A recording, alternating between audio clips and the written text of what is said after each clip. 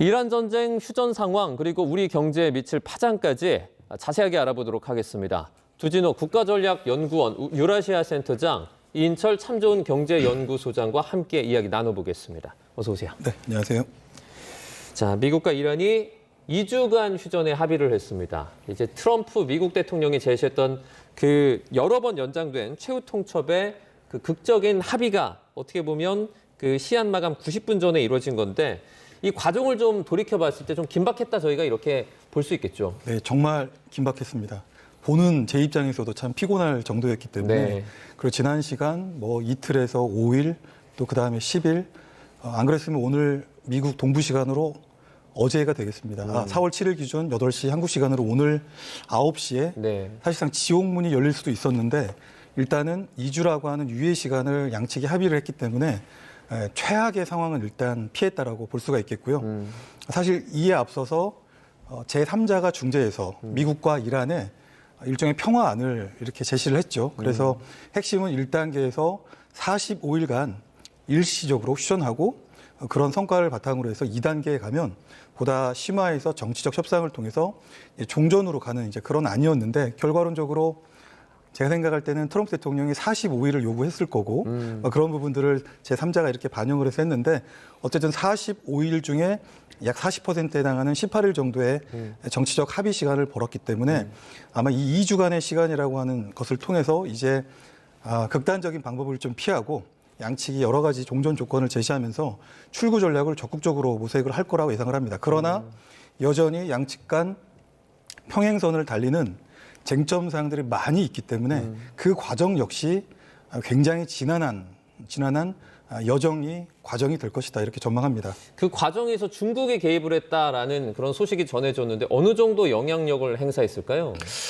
저는 이렇게 생각했습니다. 사실 미국이 시작한 장대한 분노 작전을 사실상 이렇게 중재할 수 있는 유일한 국가가 따지고 보면 중국 혹은 러시아 정도로 볼 수 있었죠. 그런데 러시아는 지금 또 우크라이나를 상대로 전쟁을 하고 있는 당사자이기 때문에 약간 그 후보를 해서 제어하고 그렇다면 유일한 국가가 중국입니다. 그런데 지금까지는 약간 이제 관망세를 이렇게 유지를 했고요. 대신에 1선이 아닌 2선에서 이를테면 파키스탄이라든지 이집트, 투르키에 등 일종의 중재 국가들과 이 중국의 왕위부장이, 외교부장이 계속 통화를 하면서 중재와 관련된 다양한 정보들을 공유를 했고, 일정한 이제 어떤 그 중재안이 마련이 됐겠죠. 그 중재안에서 중국이 암묵적으로 이것을 용인했고, 그래서 결과적으로 2주라고 하는 유예 시간을 중국이 상당 부분 지지를 했기 때문에 미국도 이란도 일단 이 중재안을 받아들이는 모습으로 이렇게 보입니다. 또 한 가지는 이 아덴만과 그리고 바벨 만데부 인근에서 중국 그 해군이 최근에 사격 훈련을 했다라고 하는 이제 보도가 있었는데요.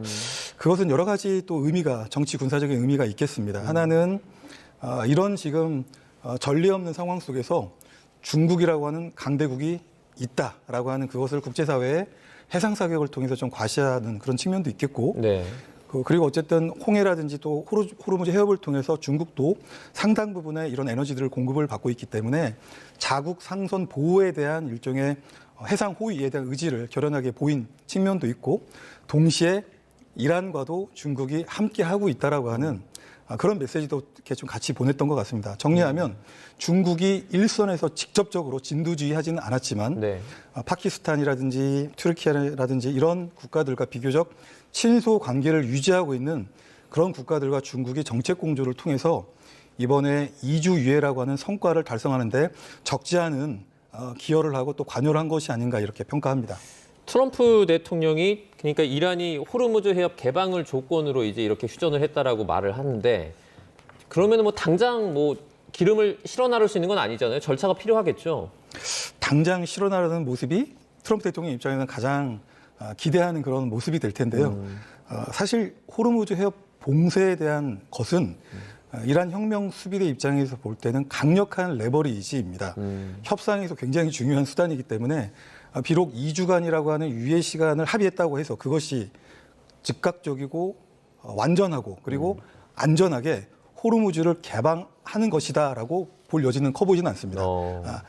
호르무즈 봉쇄에 대한 부분들에 있어서 양측 간의 이견을 일부 조정해 가는 것이 앞으로 이제 2주간 특히 이슬라마바드에서 예정이 되어 있는 테이블에 미국과 이란 당사자들이 만나서 이제 그런 부분을 포함해서 양측이 제안한 다양한 의제들에 대해서 이렇게 이제 앞으로 협상을 진행을 해갈 걸로 예상이 되고요. 당장 호르무즈 개방보다는 이라는 그 협상의 결과를 봐가면서 또 국제사회의 압박이라든지 이런 것들을 봐가면서 점진적이고 선택적이고 전략적으로 접근할 것이다 이렇게 전망합니다. 이번에 그러니까 2주간의 휴전안을 이란 측이 그 모주타바 최고 지도자가 승인했다라는 말을 했어요. 그런데 외신에서 계속 나오는 게 이 모주타바가 실제로는 뭐 의식이 없다 이런 외신의 보도도 나오고 있거든요. 만약에 뭐 의식이 없다 그러면 실제 이란의 어떻게 보면 대표적인 그 교섭 책임자는 누가 될 수 있습니까? 결론적으로 모스타바는 굉장히 심신이 불안전한 상태가 아닌가 이렇게 생각을 합니다. 네. 사실 지난 3월을 돌이켜 볼 때도 이란판 세해라고 하는 노르즈라고 하는 국가 기념일 계기에 과거의 최고 지도자들이 나와서 뭐 정치적인, 경제적인 여러 메시지를 보내고 국민 통합을 위한, 국가 통합을 위한 그런 정치적인 활동을 했었죠.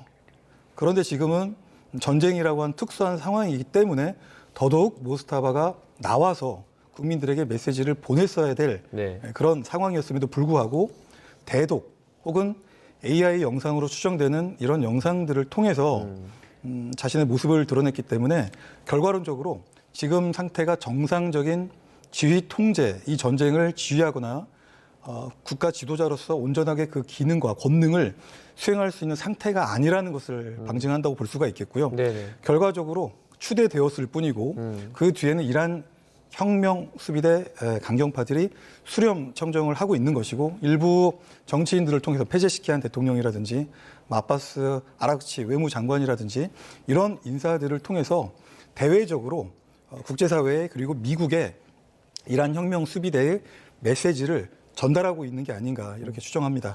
뭐 말씀해 주신 것처럼 어떻게 보면은 그 모주타바 두문불출이 계속 이어지고 있기 때문에 어떻게 보면 많은 분들이 그런 의혹을 계속 제기할 수밖에 없는 것 같은데 자, 증시 얘기도 조금 해보도록 하겠습니다. 이번에 휴전이 이제 뭐 단기간이긴 하지만 어쨌든 선언이 되면서 우리나라 증시가 큰 폭으로 올랐거든요. 그 전쟁 전으로 좀 돌아갈 수 있다 이렇게 좀 내다보십니까?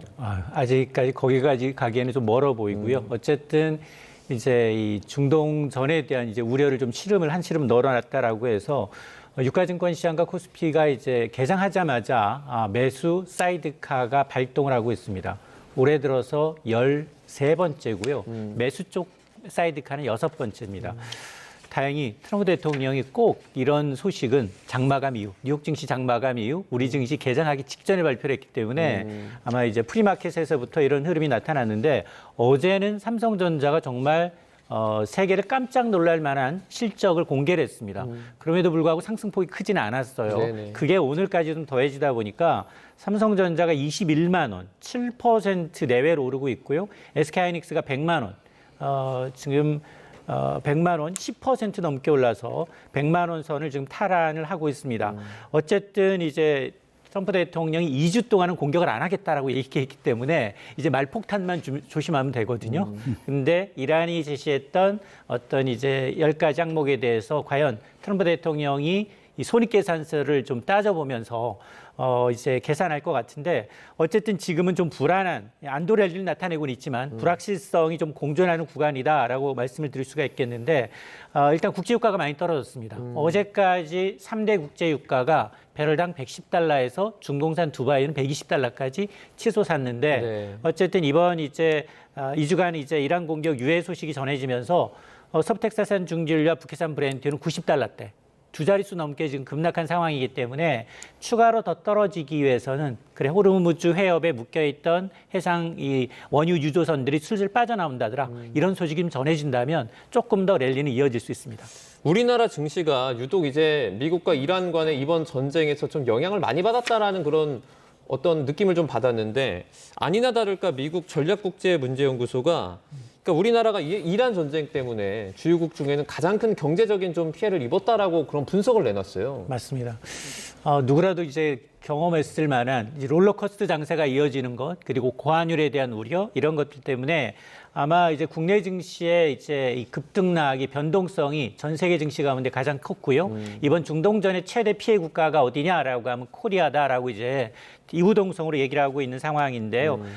우리가 이제 원자재가 부족하다 보니까 대부분의 원자재를 수입해서 가공해서 파는 수출 구조입니다. 네. 근데 정작 우리 원자재, 특히 원유의 70%를 공급하는 이제 중동에서 호르무즈 해협에서 문제가 발생했기 때문에 이게 단순히 유가 상승의 문제가 아니라 그 유가 상승이 다시 기업들의 제조업 원가로, 제조업 원가는 또 소비자들의 소비자 물가로 연결될 수밖에 없습니다. 이렇게 이제 수출 주동 경제에 대해서 이렇게 공급망 리스크가 커지게 되면 반도체조차도 핵심 공정에 필요한 원자재를 들여오지 못해서 팔지 못하는 상황이 올 수 있기 때문에 외국인 투자자 입장에서는 이런 전쟁이 발생을 하면 가장 먼저 차익 실현하기 좋은 게 바로 삼성전자, SK하이닉스거든요. 네. 이러다 보니까 환율이 1,500원 이상 올라가는 양상이 나타나다 보니까 아시아 증시 가운데 상당히 좀 불안한 흐름을 좀 보여주고 있는 상황입니다. 호르무즈 해협에 저희가 조금 더 집중을 해보도록 하겠습니다. 미국과 이란의 입장이 여전히 좀 다른데요. 향후에 이 호르무즈 해협이 어떻게 되느냐, 완전히 개방이 되느냐 아니면 통제가 되느냐, 이 부분이 어떻게 보면 가장 큰 영향을 좀 미칠 것 같아요. 네, 그렇습니다. 아직 우리 한국 국적의 상선들이 비록 안전 해역이긴 하지만 여전히 호르무즈 해협 상황에서 해역에서 묘박 상태로 오도 가도 못하는 그런 상황이고, 그걸 묘박이라고 하나요? 예, 묘박이라고 하더라고요. 그래서 정박 상태가 아니고 묘박 상태인 겁니다. 해역에서. 이런 상황들이, 이 상황이 어쨌든 장기화되면 앞으로도 계속 지속이 될 수 있는 것이고, 그렇다면 결국 좀 전에 이 소장님께서 말씀하신 대로 제조 원가가 올라가고 소비자 물가가 올라가고 해서 뭐 인플레이션뿐만 아니고 결국 스태그플레이션으로 발전할 수밖에 없기 때문에 수출 구조형 산업 이런 구조를 가진 대한민국 입장에서는 굉장히 치명적인 영향에서 자유롭지 못한 그런 상황이 될 겁니다. 네. 물론 이제 정부가 나서서 그런 예상되는 여러 가지 어려움들을 해소하기 위해 다양한 그리고 다각적인 노력을 기울이고 있죠. 그래서 뭐 중동의 특사도 보내서 에너지를 확보하기 위한 그런 정치적인 노력도, 외교적인 노력도 병행을 하고 있고요. 특히 일본이라든지 뭐 프랑스 같은 경우는 또 양자 차원에서 이란과 접근을 해서 자국의 국적 소속의 이런 선박들이 호르무즈 해협을 통과할 수 있도록 하는 이런 조치들을 시행을 하고 있는데 네. 뭐 우리도 그런 노력을 정부가 하고 있을 거라고 저는 보고 있습니다. 다만 유엔 차원에서의 노력, 그러니까 다자 차원에서의 노력도 진행을 하고 있고 또 한국과 이란 간의 외교적인 양자 채널을 통해서 이런 다각적인 노력을 하고 있기 때문에 현재 묘박되어 있는 선박들이 이제 호르무즈 해협을 통해서 점진적이고 단계적으로 이렇게 좀 이탈을 해서 정상적으로 우리 한국에 도달할 걸로 예상이 되고 결국은 이제 앞으로 향후 2주간 혹은 그 이상의 시간 동안에 미국과 이란 간의 호르무즈 해협 봉쇄에 관한 혹은 호르무즈 해협에서 발생하는 경제적 이익에 관한 권리 행사를 누가 가져갈 것이냐에 대한 이런 다양한 쟁점들에 대해서 협상의 결과에 따라서 이제 한국에 미치는 영향도 파장도 결정이 될 걸로 이렇게 예상을 해봅니다. 자, 현지 시간 10일에 그러니까 미국과 이란이 그 파키스탄의 이슬람아바드에서 이제 협상을 아마 이어갈 것 같은데 어떤 내용들이 주로 좀 다뤄질까요? 일단 보도를 이렇게 보게 되면 대략 한 10개 정도 이란은 제안을 했고 네. 이게 이란에서는 그렇게 주장을 하는 거죠. 미국이 다 수용을 했다. 근데 미국은 뭐 그렇게 수용했다 이런 얘기는 안 했잖아요. 네, 그런 예. 얘기는 하지 않았는데 이란은 그렇게 주장을 함으로써 이제 금요일에 파키스탄 수도인 이슬람아바드에서 개최 예정인 이 협상장에서의 사전 협상력을 굉장히 제고시키기 위한 벌써부터 삿바싸움, 치열한 sap바싸움이 시작이 된 겁니다. 어쨌든 뭐 미국은 15개의 안을 이렇게 제안을 했고 네. 다시 이란이 5개의 안을 역제안을 했고 저런 상황을 고려해서 이란이 다시 10가지 정도의 이런 중재안을 제안을 했는데요. 아직 정확하게 이란 혁명 수비대가 이것을 확인을 하고 그 문건을 일종의 국가 차원에서 특정을 했다라고 좀 보기는 어렵습니다. 네. 다만 현재 상황에서 볼 때 몇 가지 정도는 이렇게 분명한 부분들은 있습니다. 이란 혁명 수비대 혹은 이란 당국이 원하는 건 지금과 같은 단기간의 일시적 휴전이 아니고 영구적인 종전. 두 번째는 이 지역 영내에서 발생하고 있는 모든 어떤 군사적 충돌의 중단입니다. 그 안에는 사실 이란과 커넥션이 있는 이른바 저항의 축이라고 하는 후티 반군도 들어가 있고 또 레바논의 무장정파인 헤즈볼라도 들어가 있죠. 네네. 이런 세력들에 대한 적대행위를 근본적으로 중단하라는 것이고 역시 호르무즈 해협에 대한 새로운 프로토콜을 수립하는 것이고 이란의 사심은 통행료를 필요하면 징수를 하겠다라고 하는 부분도 들어가 있는 것입니다. 그리고 대이란 경제 제재를 1차 제재, 2차 제재를 다 해제하라는 것입니다. 그러니까 1차 제재는 이란의 기업과 개인에 대한 수출 통제, 금융 통제 그리고 인적 제재를 포함한 일반적인 경제 제재를 의미하는 것이고 네. 이제 2차 제재라고 하는 것은 이란과 거래를 하는 뭐 제3국이 되겠죠. 제3국의 기업이나 이런 어떤 개인에 대한 세컨더리 보이콧, 2차 제재마저도 다 해소를 해라라고 하는 부분이 포함이 되어 있고 또 한 가지는 지금 중동 전역에 미군의 원전 기지가 대략 한 13군데가 있는데요. 이란 입장에서는 이 13군데를 다 철수했으면 하는 마음일 겁니다. 그런데 이제 아마 축소 쪽으로 갈 가능성이 크고 해서 중동 지역에서 근본적으로 미국의 영향력을 최소화하는 이런 안들도 포함이 되어 있는데 문제는 미국 자체도 이 10가지 안을 다 수용할 가능성이 커 보이지 않습니다. 네, 그럴 것 같은데요. 또 예. 중요한 건 이스라엘은 그러면 가만히 있겠냐 이거죠. 대이란 제재를 해제한다. 중동에서 미군 군사기지를 철수하거나 축소한다. 이런 것들은 고스란히 또 이스라엘에 대한 즉각적인 위협이 될 수 있기 때문에 이스라엘이 또 가만히 있지 않을 겁니다. 아마 이런 부분들도 앞으로 2주간의 상당한 변수가 될 걸로 예상이 되고 비록 이 3자가 파키스탄의 중재로 2주간 적대 행위를 중단하고 어떤 정치적 협상을 위한 여건 조성에 합의는 했지만 여전히 교전이 다시 발생할 수 있는 가능성도 지금으로서는 배제할 수 없다 이렇게 전망합니다. 네, 자, 들을수록 참 이렇게 꼬인 실타래가 풀기 쉽지 않을 것 같다라는 그런 생각이 좀 드는데 조금 전에 소장님께서 이제 국제 유가 좀 떨어졌다 말씀해 주셨잖아요. 그 떨어진 유가분이 좀 국내에 반영되기까지 좀 시간이 걸리지 않습니까? 맞습니다.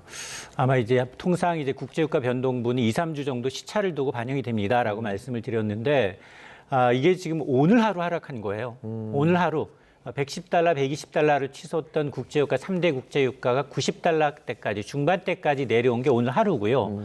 아마 오는 10일부터 제3차 석유 가격 최고 가격제가 시행이 되는데 세 번째 2차보다도 더 오를 가능성이 높습니다. 왜냐? 지난 2주 동안 싱가포르 현물 가격이 올랐어요. 그렇기 때문에 지금 오늘 현재 서울의 휘발유 평균 가격이 2,010원이 넘었습니다. 네. 2,010원이 넘어서 4년 만에 최고치를 기록하고 있는데요. 그렇다면 10일 발표되는 석유 가격 3차 시행제는 오히려 이거보다 100원 이상 더 오를 수 있다. 그러면 2,100원까지도 올라갈 수 있다는 얘기인데 통상 국제유가가 2, 3주 정도 시차를 펼쳐서 비교적 빨리 반영이 된다면 우리가 직접 이제 이용하고 있는 예를 들어서 이제 원유를 수입해다가 이제 나프타를 부산물 갖고서 또 만들어야 되는데 네. 뭐 쓰레기 봉투라든가 종량제 봉투라든가 우리가 만드는 플라스틱 제품까지는 2, 3개월 걸립니다. 그래서 물가가 바로 국제유가가 두 자릿수 내렸다고 해서 우리한테 실질적으로 소비자한테 전가되는 데는 상당한 시일이 걸리고 그 사이에 다시 2주 지나고 난 다음 이 전쟁이 종전으로 갈지 확전으로 갈지 알 수 없기 때문에 아직까지는 국제유가의 향방을 예측하기는 좀 어려워 보입니다. 오늘부터 공영주차장 오부제 시행이 됩니다. 저희가 현장 연결해서 보여드리기도 했었는데 이게 실제로 좀 실효성이 높을 거라고 판단하십니까? 저는 일단 뭐 단기적으로는 그렇게 이제 우리 에너지 절약 캠페인은 단기적으로 끝날 건 아니고요. 네네. 중장기적으로도 계속 해야 된다라고 생각을 하고 있는데 어쨌든 에너지 위기 단계가 3단계로 격상이 되면서 일단 공영주차장 오늘부터 공공기관의 경우에는 승용차 홀짝제고 또 공공기관이 운영하고 있는 공영주차장에는 오부제가 적용이 되기 때문에 민간인 일반 시민들도 허용이 안 됩니다. 장단점이 분명한데요. 일단 강제적으로 운행을 중단하는 것이기 때문에 에너지 소비를 즉각적으로 줄일 수도 있고 여기에다가 이제 환경에 따른 탄소 배출 저감 효과가 기대가 되는데 반면에 우려되는 점도 있습니다. 왜냐하면 대중교통 여건이 좀 열악한 지역, 산악 지역이라든가 아니면 생계형으로 이제 운전하시는 화물차 운전하시는 분들이 꽤 많거든요. 네네. 이런 분들의 경우는 이동권의 제약이 실질적인 수익으로 직결될 수밖에 없는 상황이기 때문에 단기적인 비상조치는 효과적이지만 중장기적으로 이제 대중교통의 확충과 유연근무와 같은 구조적 대안도 병행이 돼야 합니다.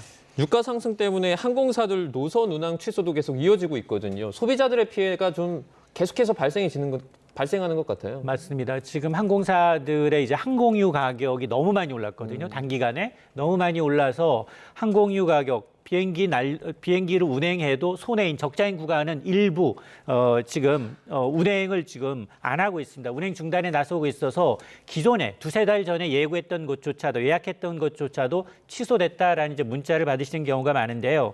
항공사가 이제 유류비 비중이 높기 때문에 유가가 급등하게 되면 이런 걸 이제 불가항력이라고 하는데요. 천재지변이나 전쟁과 같은 불가항력에서는 아무리 예약을 했다 하더라도 이제 예약 취소에 대한 페널티가 없기 때문에 소비자들은 굉장히 불편함이 큽니다. 특히 전쟁이 장기화되면 유류할증료의 경우에는 이달에만 3배 올랐거든요. 근데 유류할증료는 싱가포르 항공유 가격을 기준으로 해서 지난달 것을 이번 달 내지는 다다음 달에 반영하는 구조이기 때문에 아마 여름 휴가 가시려는 분들은 가능한 한 빨리 예약하시는 게 좋겠습니다.